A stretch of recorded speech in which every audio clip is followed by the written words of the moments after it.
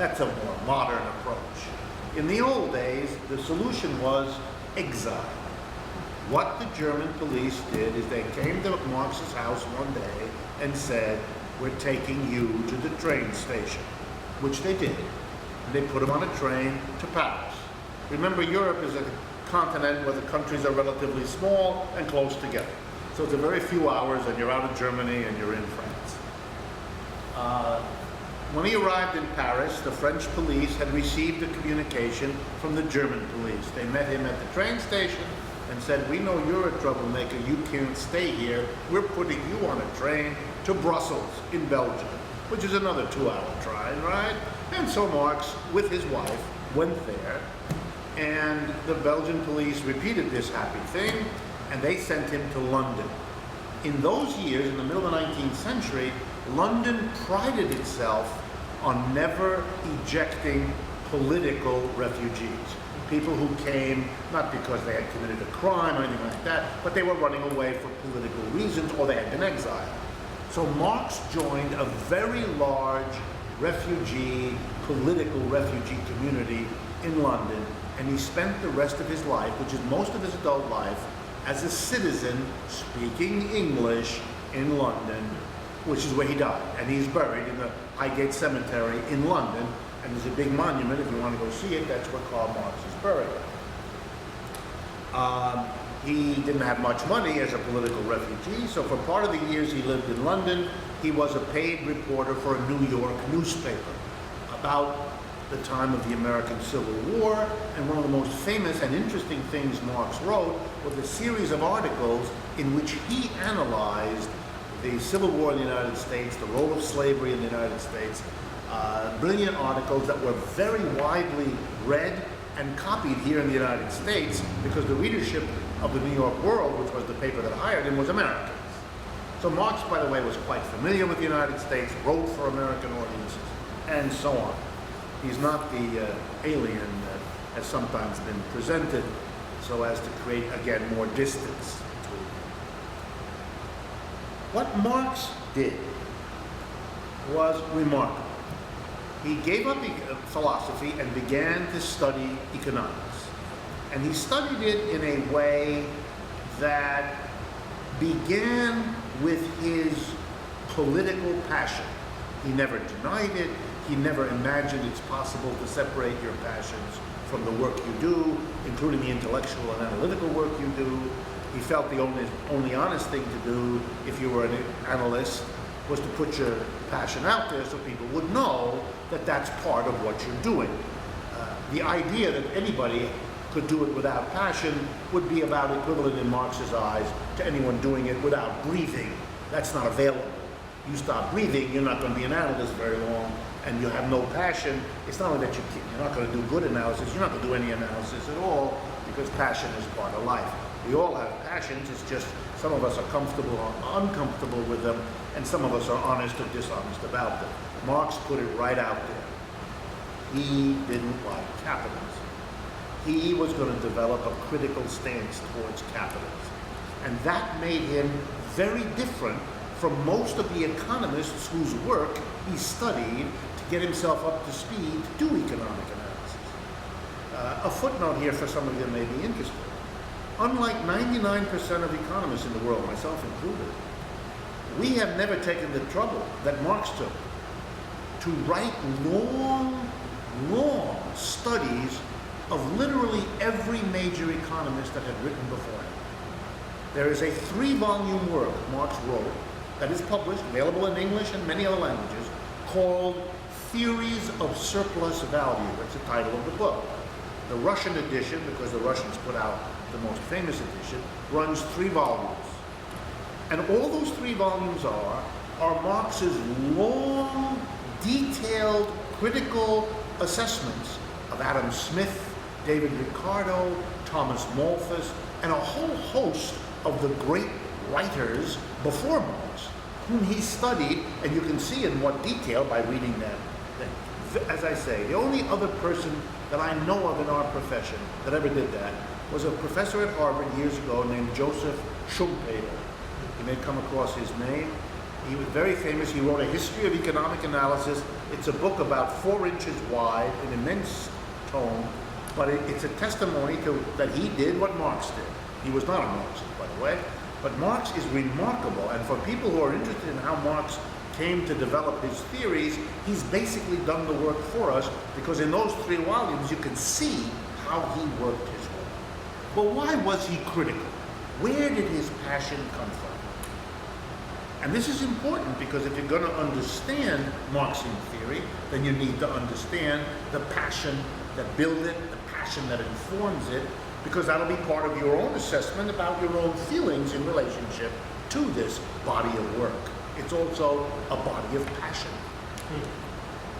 He was part of a generation, born in 1818, for whom the great historical event around which their whole formation as human beings occurred was the French Revolution. Recall the dates. The French Revolution erupts in 1789. That is only 20, 30 years before Marx is born. So Marx is born into the generation that was completely mesmerized, was drawn to the drama and the passion of the French Revolution. To remind you, the slogan of the French Revolutionaries, who overthrew King Louis, who overthrew the rule of the feudal landlords, who overthrew the role of the Catholic Church as the biggest landlord in feudal Europe. The slogans of the revolutionaries were liberté, égalité, fraternité. Liberty, equality, and brotherhood. And they brought in a revolution that was to get rid of everything in society that impeded or blocked the achievement of a human community grounded on, founded on liberty, equality, and brotherhood, without distinction of race, gender, or anything else. And Marx was absolutely caught up, as most of the young people of his generation were, with the nobility and the beauty of that image. The interesting thing was that the French Revolution also got rid of feudalism.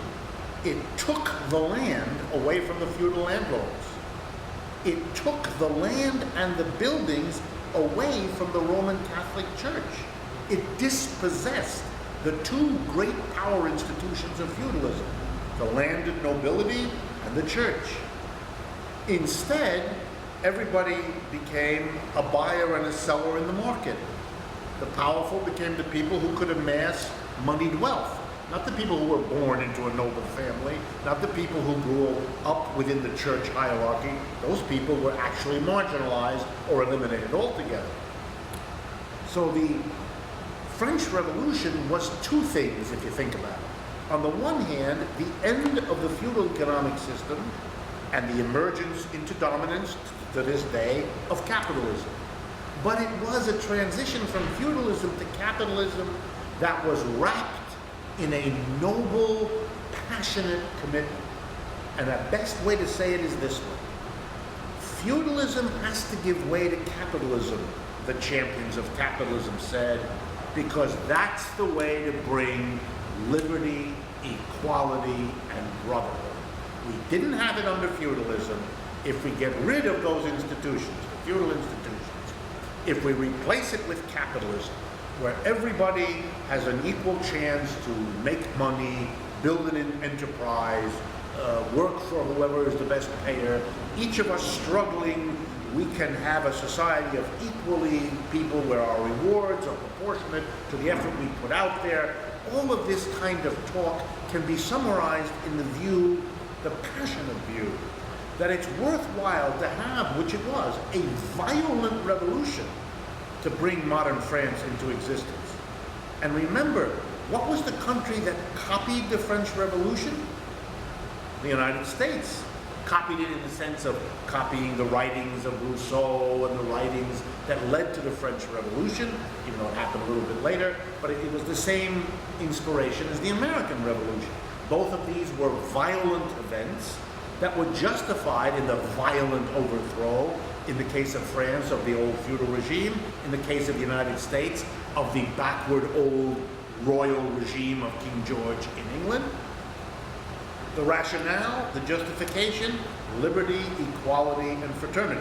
That's why Thomas Jefferson writes, we hold these truths to be self-evident, all men are created equal, etc. The same language, the same imagery as you had in the one place as the other. Capitalism would bring liberty, equality, and brotherhood. The promise of the American Revolution in the 1770s, the promise of the French Revolution in the 1780s. Now here comes the punchline.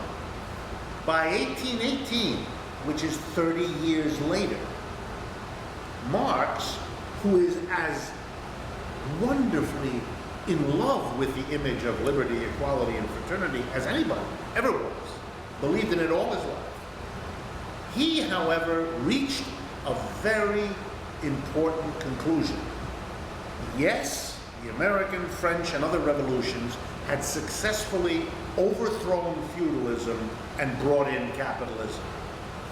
But, and here comes the punchline, the promise that the transition to capitalism would also usher in liberty, equality, and fraternity had, in Marx's view, been broken. That promise was broken. Those things were not accompanying capitalism.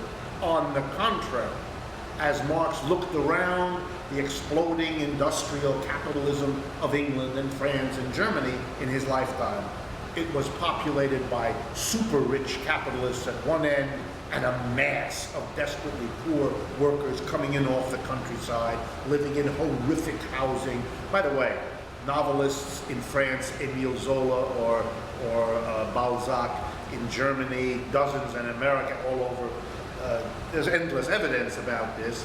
Marx drew the conclusion, the problem, the slogan, the hope of the French Revolution is as compelling and as beautiful as ever.